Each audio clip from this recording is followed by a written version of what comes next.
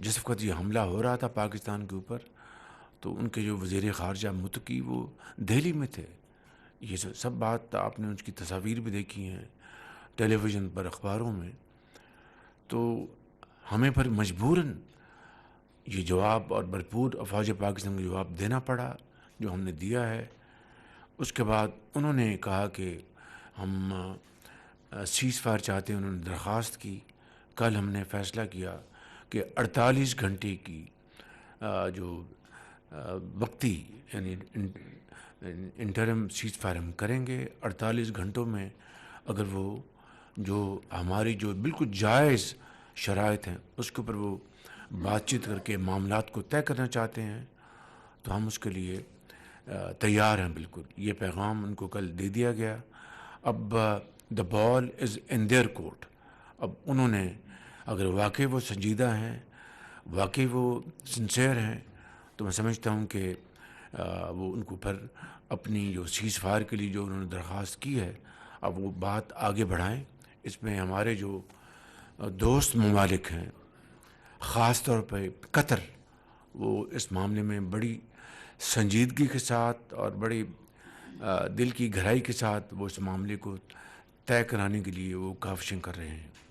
میں جب شرم الشیخ میں تھا وہاں پر میری قطر کے امیر سے ملاقات ہوئی اور انہوں نے بڑی درد دل کے ساتھ کہا کہ ہم جانتے ہیں کہ یہ بالکل یہ نہیں ہونا چاہیے تھا، یہ جو حملہ ہوا آپ کے خلاف، اور جو لیکن ہم چاہتے ہیں کہ اس معاملے کو طے کرائیں. اپنا ایک رول جو ہے وہ ہم ادا کرنا چاہتے ہیں.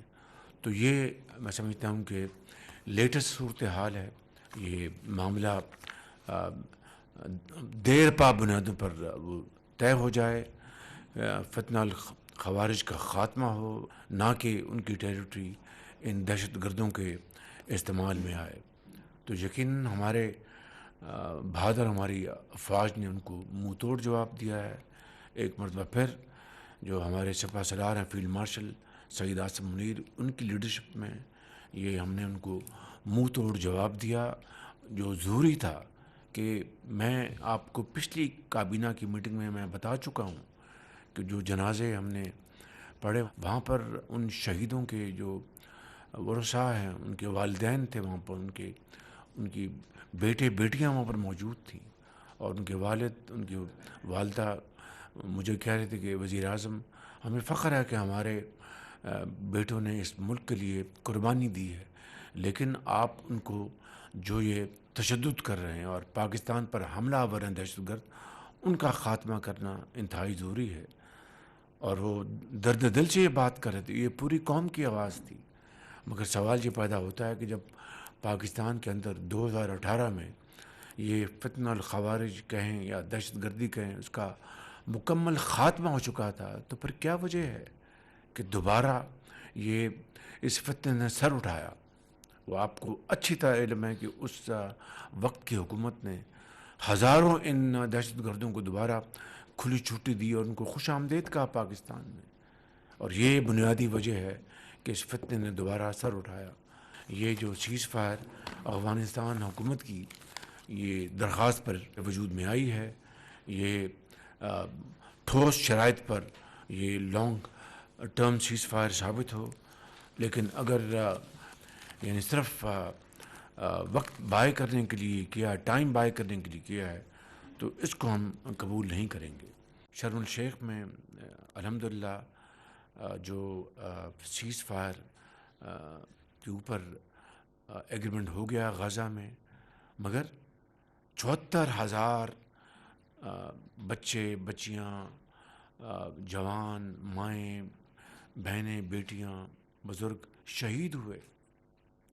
اور جب یہ سیز فائر کے لیے اسلامی ممالک جس میں پاکستان بھی شامل ہے پوری طرح اپنے کردار ادا کر رہے تھے، اور پریزیڈنٹ ٹرمپ اس وقت یہاں پر وہ لوگ جو نہیں چاہتے کہ امن قائم ہو، وہ اس کی آڑ میں سیاست کرنا چاہتے تھے. مجھے آپ اپنے دل پر ہاتھ رکھ کر بتائیں کہ نومولود بچے شہید ہو رہے تھے، ان کا خون بہہ رہا تھا غزہ کی گلیوں اور محلوں میں، ہسپتالوں میں ان کو شہید کیا جا رہا تھا، اسکولوں میں ہر جگہ ان کو نشانہ بنایا جا رہا تھا. اس وقت یہ کہاں تھے؟ میں پوچھتا ہوں کہ آپ سب اپنے آپ کو ان کی جگہ پر اگر رکھیں تو کیا آپ اللہ تعالیٰ کی مدد کو نہیں پکاریں گے کہ یا اللہ یہ کیا ظلم ہے کہ میرے لیفٹ دائیں بائیں بچے اور بچیاں شہید ہو رہے ہیں، ان کو کوئی بچانے والا نہیں. یہ جاتے جا کے اوپر جنگ بند کروا لیتے، جنگ رکوا لیتے، وہ خون جو بہہ رہا تھا اس کو بچا لیتے، اس کو رکوا لیتے، تو ہم سب ان کو سلام کرتے. مگر اس کی آڑ میں سیاست کرنا، یہ کہاں کا اصول ہے؟ یہ کہاں کا انصاف ہے؟ یہ کہاں کا اسلام ہے؟ یہ کہاں کی برادری ہے؟ یہ کہاں کی بھائی چارہ ہے؟ تو میں سمجھتا ہوں کہ آج اگر وہاں پر خون بہنا بند ہو گیا ہے تو یہ بہت بڑی اچیومنٹ ہے. اور اس کے لیے میں پھر ایک مرتبہ پریزیڈنٹ ٹرمپ کو اور تمام اسلامی ممالک جنہوں نے اس میں اپنا کردار ادا کیا ہے، خاص طور پر قطر نے، سعودی عربیہ نے، ایجپٹ نے، جارڈن نے، اس کے علاوہ یو اے ای نے، ترکی نے بڑا اپنا بھرپور رول ادا کیا. اور معاہدے جو سگنیٹریز ہیں وہ پریزیڈنٹ ٹرمپ کے علاوہ ترکی، ایجپٹ اور قطر، یہ 4 ممالک سگنیٹری تھے. اور پاکستان بھی اس میں شامل ہے، انڈونیشیا بھی اس میں شامل ہے. ہم سب نے مل کر جو اپنا جو رول ادا کیا ہے، پاکستان نے اپنا فرض اس کی ادائیگی کی ہے. اور اس کے لیے جو کچھ بھی ہم نے کیا وہاں پر نیو یارک میں میں تھا، ڈپٹی پرائم منسٹر تھے، پھر واشنگٹن میں میں تھا ان کے ساتھ، پریزیڈنٹ ٹرمپ کے ساتھ فیلڈ مارشل تھے، ہم سب نے مل کر اپنا رول ادا کیا. اور آج الحمدللہ وہاں پر شرم الشیخ میں معاہدہ ہوا. اور پھر آپ نے دیکھا وہاں پر لوگ سجدہ ریز ہوئے، خوشیاں منائیں، بچے سڑکوں پہ نکل آئے، ان کے ہاتھوں میں جھنڈے تھے اور مائیں ان کی آنکھوں میں، میں خوشی کے آنسو تو نہیں کہوں گا لیکن ایک سکون کے آنسو تھے کہ سکون قائم ہو جائے گا. ایک اللہ تعالیٰ کا شکر ادا کر رہے تھے کہ اب ہمارے بچے اور بچیاں مزید شہید نہیں ہوں گے. تو اس سے بڑی میں سمجھتا ہوں کہ خون رکوانے کے لیے یہ جو کاوش ہوئی ہے اس کی اگر تعریف نہ کی جائے تو کیا کیا جائے. لیکن سنجیدگی کے ساتھ اگر آپ اپنے آپ کو ان کی جگہ اپنے آپ کو رکھیں ان دیر شوز، تو آپ کو پتہ چلے گا کہ یہ جو 74,000 لوگ شہید ہوئے ہیں وہ عصر حاضر میں اس طرح کی بدترین ظلم کی اور کوئی مثال نہیں ملتی دنیا میں. دیکھتی آنکھ نے ایسا ظلم پہلے کبھی نہیں دیکھا. تو ہمیں اللہ تعالیٰ کے حضور شکر بجا لانا چاہیے کہ اللہ تعالیٰ کے فضل و کرم سے وہاں پر امن قائم ہوا. اگلے جو مراحل ہوں گے اس کے لیے پاکستان کا موقف بڑا واضح ہے. فلسطین کی ریاست قائم ہونی چاہیے اور فلسطینی بھائیوں اور بہنوں کو ان کا حق یو این کی قراردادوں کے مطابق ملنا چاہیے. اس کے لیے پاکستان نے ہمیشہ آواز اٹھائی ہے اور انشاءاللہ جب تک کہ وہ ان کو نہیں ان کا حق مل جاتا آواز اٹھاتے رہیں گے. اسی طرح اپنے کشمیری بھائیوں اور بہنوں کے لیے بھی پاکستان نے ہمیشہ آواز اٹھائی اور انشاءاللہ آواز اٹھاتا رہے گا. آئی ایم ایف کا الحمدللہ اسٹاف لیول ایگریمنٹ ہو گیا.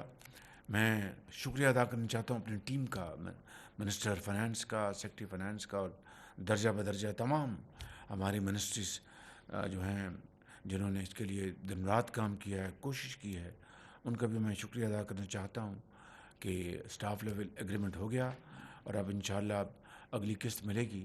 لیکن this should be the last programme Pakistan should have ever made with I M F. This should be the last programme. کیا پاکستان اس لیے ہمارے سے وجود میں آیا تھا کہ ہم جو کہ حضرت قائد اعظم نے جو خواب دیکھا، ان لاکھوں شہیدوں نے جو خواب دیکھا جس کے لیے انہوں نے اپنی جانیں قربان کی کہ پاکستان وہ ملک ہوگا کہ نہ صرف اسلامی دنیا میں بلکہ اقوام عالم میں اس کا جھنڈا بلند ہوگا اور وہ ترقی کرے گا سائنس اور ٹیکنالوجی میں اور پاکستان کا نام ہوگا دنیا میں. ایک خلوص کے ساتھ کوششیں کی گئیں کہ افغان گورنمنٹ کو یہ سمجھایا جائے کہ دیکھیں افغانستان میں بسنے والے کروڑوں لوگ ہیں، ہمارے بھائی اور بہن ہیں. پاکستان کے ساتھ آپ کے 2000 کلومیٹر کا بارڈر ہم شیئر کرتے ہیں اور پاکستان نے اپنے افغان بھائیوں اور بہنوں کے لیے ہمیشہ اپنے خلوص دل کے ساتھ جو کچھ بھی کیا اپنا فرض جانتے ہوئے کیا، اور باوجود اس کے کہ ہمارے اپنے وسائل جو ہیں وہ لامحدود نہیں، محدود ہیں، اس کے باوجود 40 لاکھ افغان یہاں پر پاکستان کے یہاں پر دہائیوں سے یہاں پر رہے، اور ان کے لیے تمام ہم نے بندوبست کیا. ہم اپنا جو بھائی چارے کا جو رشتہ ہے اس کو ہم قائم رکھیں گے. لیکن اب اس کے نتیجے میں جس طریقے سے وہاں سے جو دہشت گرد افغانستان سے آپریٹ کر رہے ہیں، ان کو کھلی چھٹی ہے، اور وہ نہ صرف پاکستان کے اندر بے گناہ شہریوں کو شہید کر رہے ہیں، افواج پاکستان کے جوانوں اور افسروں کو ان کو شہید انہوں نے کیا، ہمارے جو لا انفورسنگ ایجنسیز کے پولیس کے جوانوں افسروں کو ان کو شہید کیا، عام شہریوں کو. تو اب جو حالیہ واقعات ہوئے ہیں اس سے یقیناً صبر کا پیمانہ لبریز ہو گیا. اس سے پہلے ڈپٹی پرائم منسٹر ایک سے زیادہ مرتبہ جا چکے کابل، ڈیفنس منسٹر ایک سے زیادہ مرتبہ کابل جا چکے، اور دوسرے جو آفیشلز ہیں وہ کابل گئے اور ان کے ساتھ بڑے اچھے طریقے سے بات چیت کی کہ دیکھیں ہم دو ہمسایہ ملک ہیں، ہم نے قیامت تک یہاں پر اسی طرح رہنا ہے.